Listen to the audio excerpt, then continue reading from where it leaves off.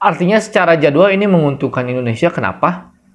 Karena di atas kertas, Indonesia akan mampu memenangkan pertandingan melawan Kamboja dan Laos, baik secara reputasi tim, head to head keduanya di Piala AFF, Indonesia selalu mengalahkan Laos dan Kamboja.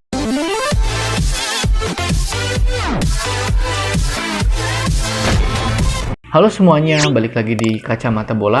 Kali ini saya akan bahas tentang persiapan Indonesia atau peluang Indonesia tentang Piala AFF ya. Indonesia akan berlaga di Piala AFF.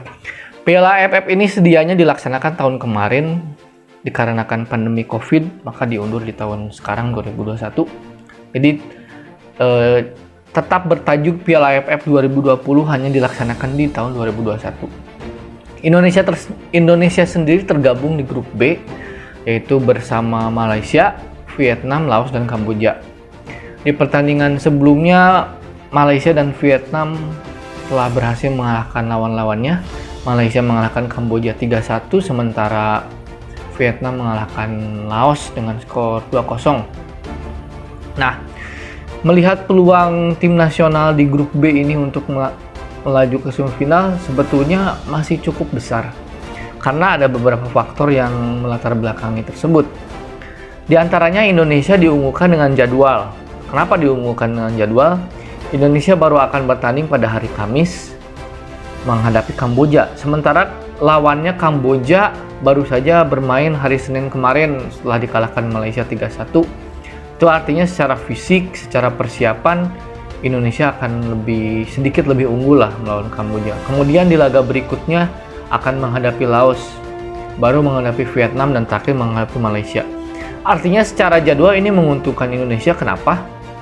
Karena di atas kertas Indonesia akan mampu memenangkan pertandingan melawan Kamboja dan Laos, baik secara reputasi tim, head to head keduanya di Piala AFF, Indonesia selalu mengalahkan Laos dan Kamboja. Jadi artinya ini modal penting.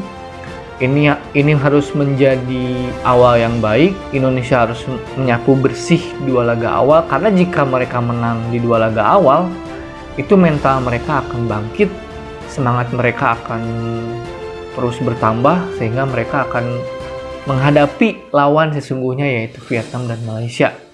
Apalagi Indonesia yang notabene negara dengan tradisi sepak bola yang cukup bagus di Asia Tenggara. Mereka sudah 5 kali masuk final namun tak sekalipun juara, yaitu tahun 2000, 2002, 2004, tahun 2010, tahun 2016. Mereka selalu kalah oleh Thailand, Singapura, bahkan 2010 final yang paling memorable menurut saya yaitu mereka dikalahkan Malaysia 3-0 di Bukit Jalil. Mereka hanya menang 2-1 di Gelora Bung Karno. Mereka kalah agregat 4-2.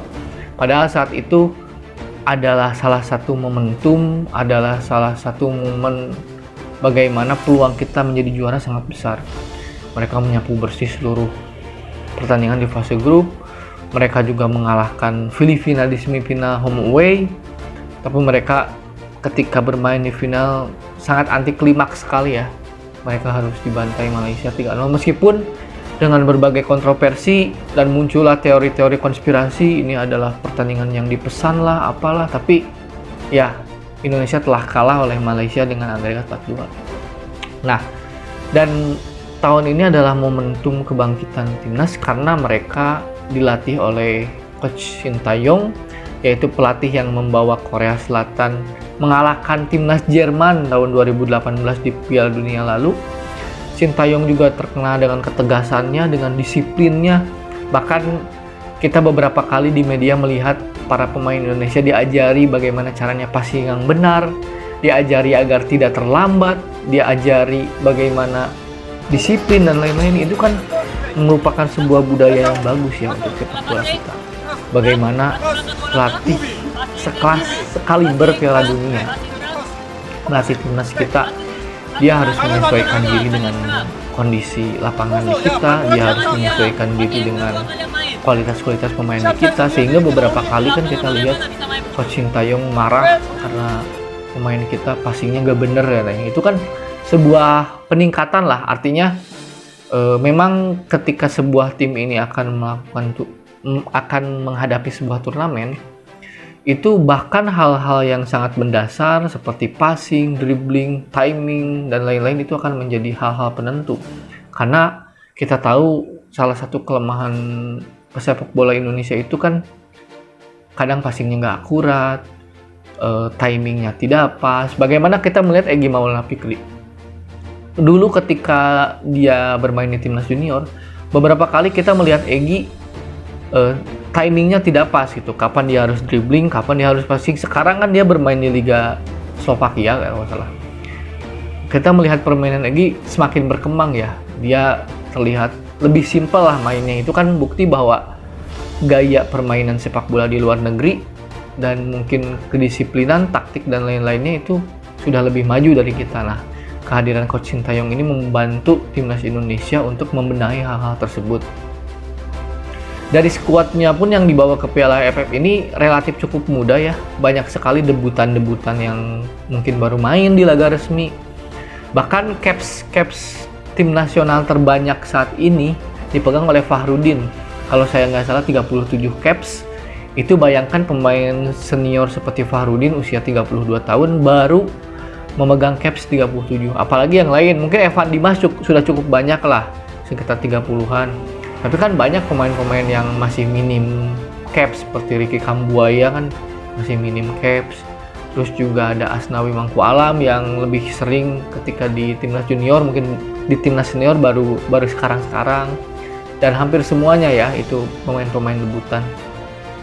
Tapi ini juga menjadi keuntungan karena lawan akan sulit membaca bagaimana ini skuadnya segar, skuadnya muda, skuadnya mungkin tidak mudah dibaca. Fighting spiritnya kita lihat di pertandingan uji coba menghadapi Myanmar, betapa mereka sangat semangat. Kemudian mereka juga berhadapan dengan tim klub lokal Turki, uji coba menang juga. Jadi ini sebuah modal yang bagus. Hanya mungkin visi permainan dan ketenangan belum terlalu terjaga ya. Tapi juga kita melihat di lini depan Coach Sintayong sepertinya sudah menemukan solusi dengan kehadiran Ezra Walian atau Dedik Setiawan, dan kita tidak tahu siapa starting yang akan dimainkan. Yang jelas saya sih optimis dengan tim nasional Indonesia sekarang, melihat gairahnya, melihat semangatnya, melihat skuadnya gitu. Tapi kita tidak pernah tahu apa yang terjadi, dan Indonesia akan bermain besok hari Kamis menghadapi Kamboja ya. Mungkin sekian dari saya. Nanti kembali lagi di Kacamata Bola episode berikutnya. Jangan lupa untuk like, comment, and subscribe. Salam. Terima kasih sudah menonton.